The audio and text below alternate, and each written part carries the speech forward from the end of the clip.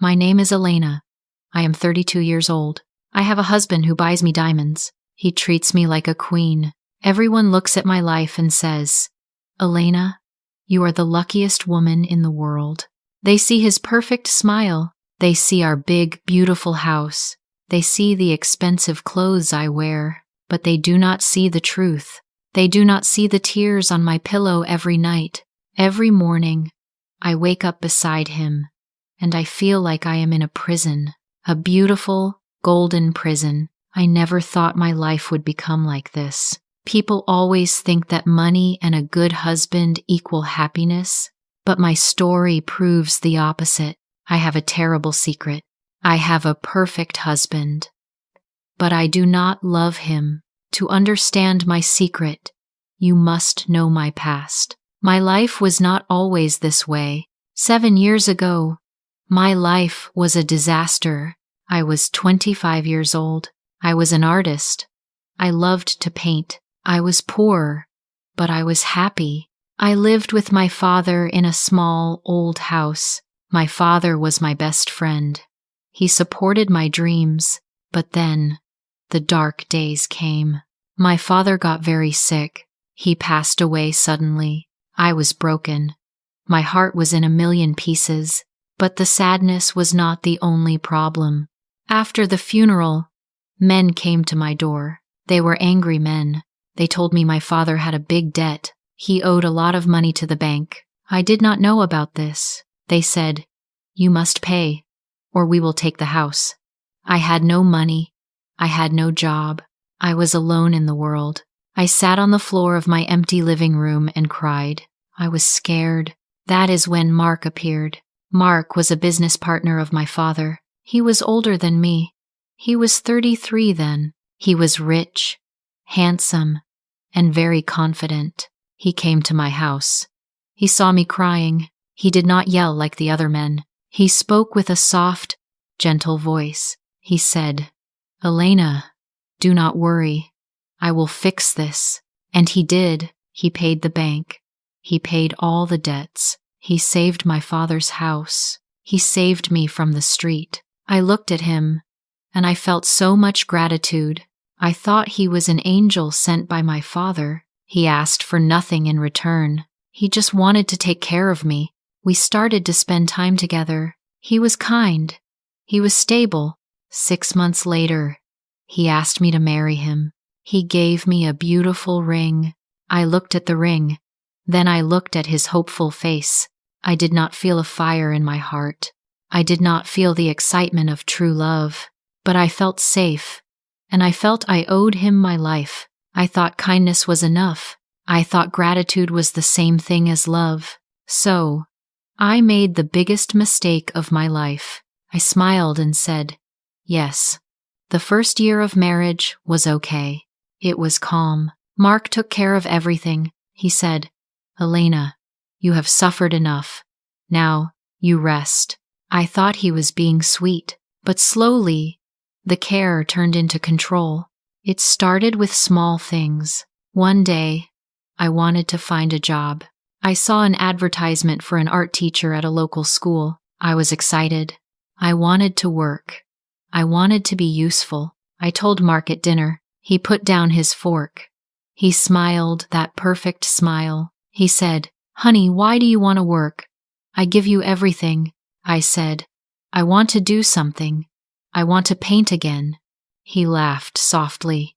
He took my hand. "No, my love, you don't need to work for pennies. You are my wife.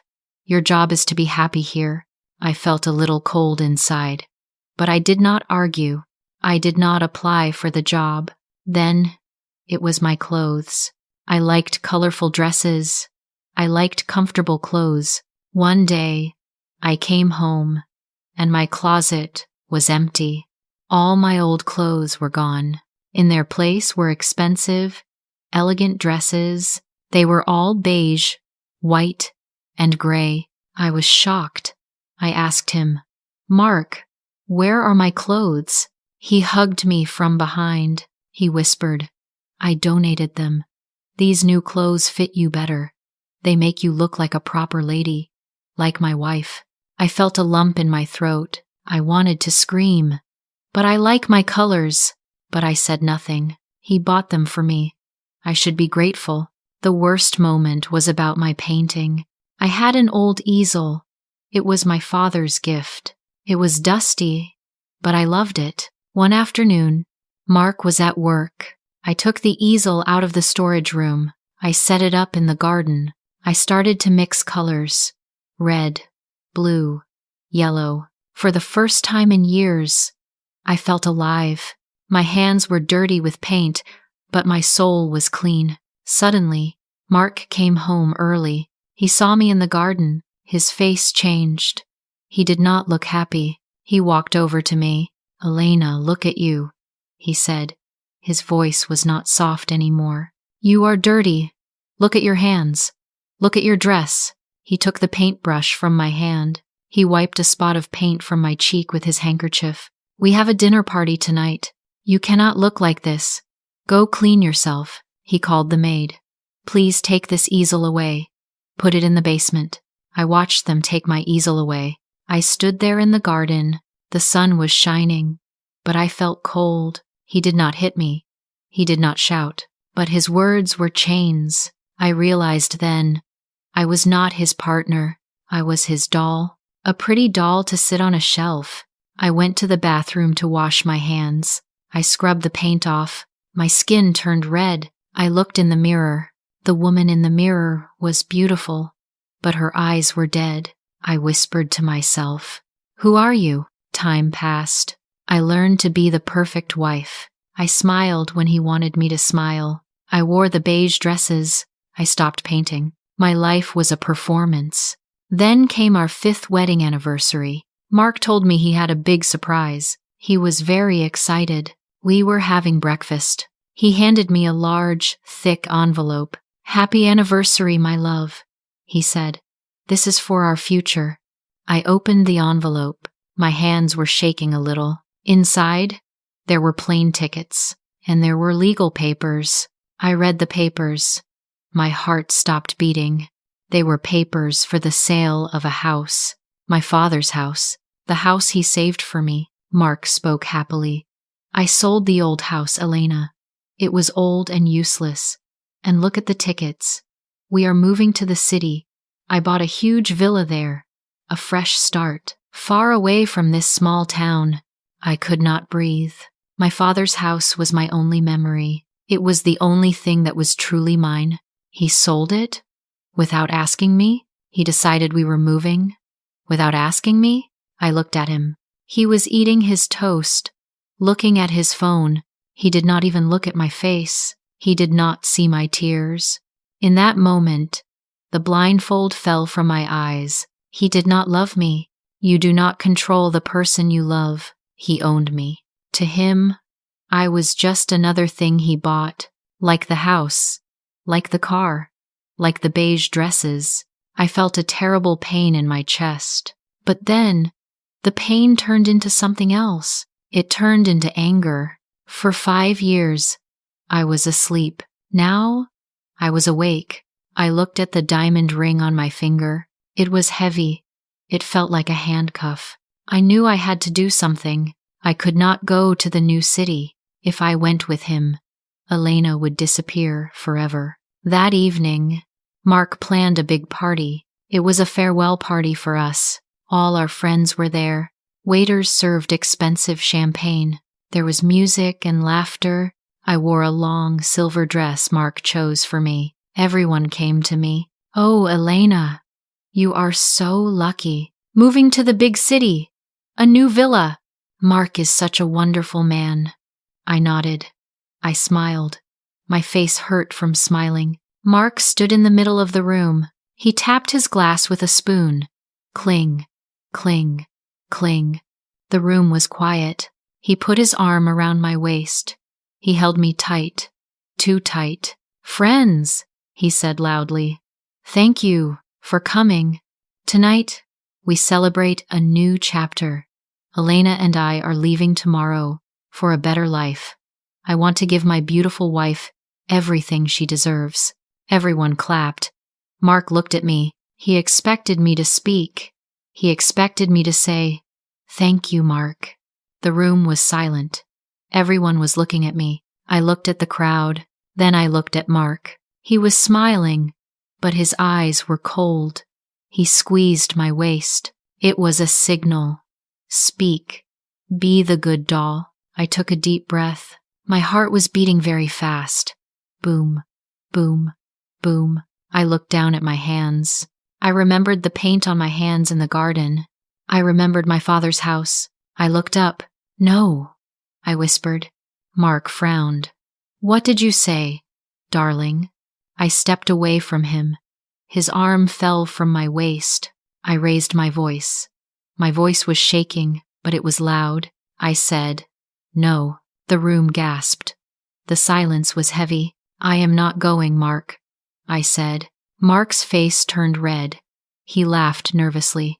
Elena, you had too much champagne. You are tired. I am not tired, I said. For the first time, I am wide awake. I looked him in the eye. You bought my debts. You bought my clothes. You bought this house. But you cannot buy me. Elena, stop this, he hissed. He looked angry now. I saved you. You were nothing without me. Yes, I said. Tears ran down my face. You saved me, and I was grateful. But gratitude is not love, Mark, and a marriage is not a cage. I am not a doll. I am a woman, and I am done playing this game. I reached for my left hand. I pulled off the big diamond ring. It was hard to take off, but finally, it came free. I placed the ring on the table next to the champagne glass. Keep the ring, I said.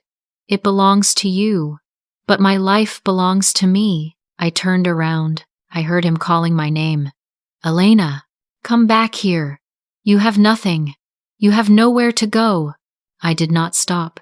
I walked through the crowd. I opened the front door. I walked out into the night. The night air was cold. I had no coat. I had no purse. I had no money in my pocket. I was walking in a silver dress on a dark street. I should have been terrified, but I felt something strange. I took a deep breath. The air filled my lungs. It was cold, but it was fresh. It tasted like freedom. I walked for a long time. I went to a friend's house, an old friend from my art days. She was surprised, but she took me in. That was 2 years ago. My life is very different now. I do not live in a villa. I rent a very small apartment above a bakery. It is noisy and small. I do not wear expensive dresses. I wear jeans and t-shirts covered in paint. I work in the bakery in the mornings. I smell like bread and flour. I do not have a rich husband. Mark tried to contact me many times. He was angry. Then he was sad. But I signed the divorce papers. I never took a penny from him. I wanted to be free of the debt. Now, I am poor. Sometimes, I worry about paying the bills, but in the afternoons, I take out my old easel. I saved it from the basement before the house was sold. I sit by my window. I paint. My paintings are full of color. Red, blue, yellow, green. I look at my hands. They are rough. They are not perfect, but they are my hands. They create things. They are strong. Yesterday, I sold a painting. It was not for a lot of money, but with that money, I bought a new dress. It is bright yellow. It is not elegant, but it is mine. I learned a hard lesson. A golden cage is still a cage. You cannot trade your freedom for comfort. It is better to eat bread in freedom than to eat steak in a prison. Love is not control. Love is not about saving someone and making them yours. Love is letting someone fly. If someone tries to change everything about you, they do not love you. They love the idea of you. I lost everything to find myself, and I have never been happier. Have you ever felt trapped in a relationship that looked perfect on the outside? Have you ever made a decision to please others, but it hurt you? Tell me your story in the comments. I read every single one. If you support my new life, please like this video and subscribe to the channel. Share this with someone who needs the courage to be free. Thank you for listening.